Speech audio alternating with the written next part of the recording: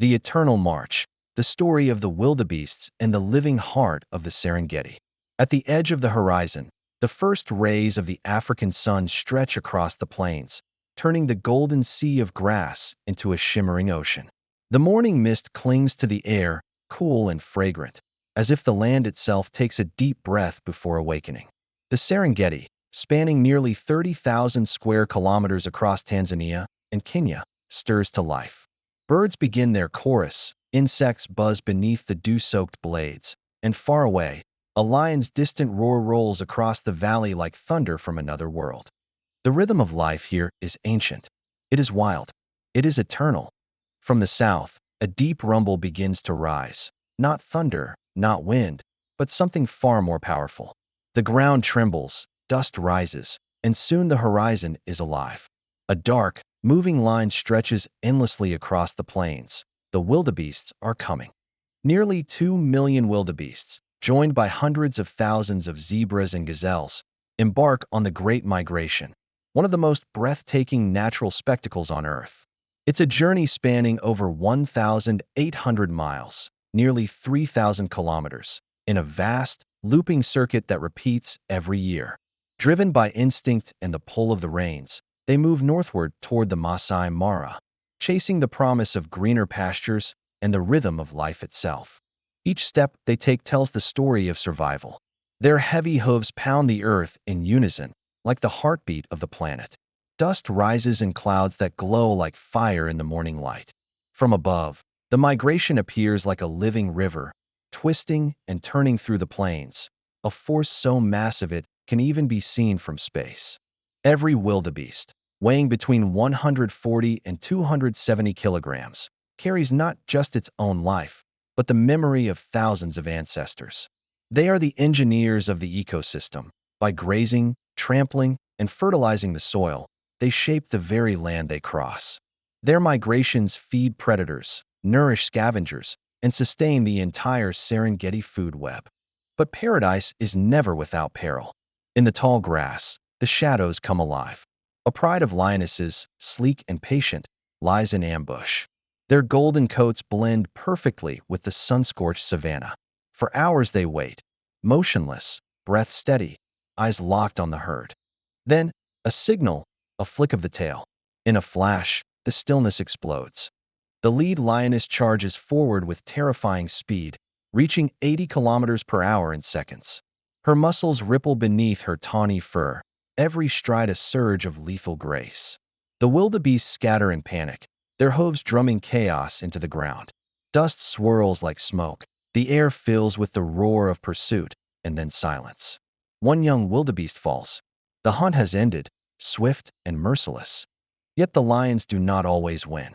On average, 3 out of 4 hunts fail. Hunger teaches patience. Patience becomes their greatest weapon. As the midday heat rises, another predator takes its turn, the African wild dog. Unlike lions, they hunt not with stealth, but with stamina and strategy. Their packs, usually between 6 and 20 individuals, move like an army with perfect synchronization. Each dog knows its position, its role, its purpose. Their endurance is unmatched. They can maintain speeds of 60 kilometers per hour for over 5 kilometers without rest. Their tactics are ruthless but precise. One leads the chase, another flanks, others cut off escape routes. They exhaust their prey with relentless pursuit, forcing mistakes through pure pressure. When a wildebeest falters, they strike quickly, efficiently, without cruelty or hesitation. Their success rate can reach 80%, the highest among large carnivores. For the wild dogs, unity is survival. And high above, unseen by the chaos below, the leopard watches from the canopy of an acacia. Solitary and secretive, the leopard rules the shadows. Its golden-spotted coat melts into dappled sunlight, its body a coil of quiet strength. Unlike lions or dogs, it hunts alone, depending on timing, patience, and silence. When opportunity comes, a calf lagging behind, distracted by butterflies, it strikes like lightning. In less than 2 seconds, the leopard covers 20 meters, claws extended, jaws locking onto its prey's throat. The world goes still. No cries, no struggle, only the whisper of grass. Within minutes, The carcass is hoisted into the branches, safe from scavengers. The leopard melts back into the forest, unseen once more. But the most dangerous obstacle of all lies ahead, the river crossings. When the herd reaches the Mara or Gramidi River, chaos reigns. The air fills with bellows and splashes as thousands of wildebeests surge into the muddy torrent. Beneath the surface, ancient predators wait, Nile crocodiles, silent and immense, descendants of the dinosaurs. Some measure over 5 meters long and weigh more than 700 kilograms. Their patience is legendary. They can remain motionless for hours, even days, with only their eyes and nostrils above water. Then, in a heartbeat, the calm erupts. A crocodile lunges, jaws snapping shut with a bite force exceeding 5,000 pounds per square inch, one of the strongest on Earth. The victim is pulled under, the water froths red, and in seconds, the surface stills again. It is brutal. It is timeless. It is life. By evening, as the sun dips below the savanna and paints the world in bronze, the herds continue onward. Some fall, some survive, but the migration never stops.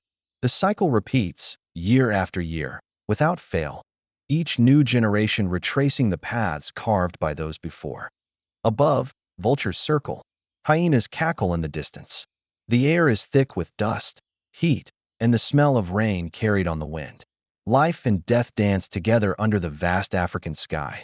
In the end, the wildebeest story is not one of tragedy, but of endurance. For every predator, every storm, every peril, the herd keeps moving. It is persistence that defines them.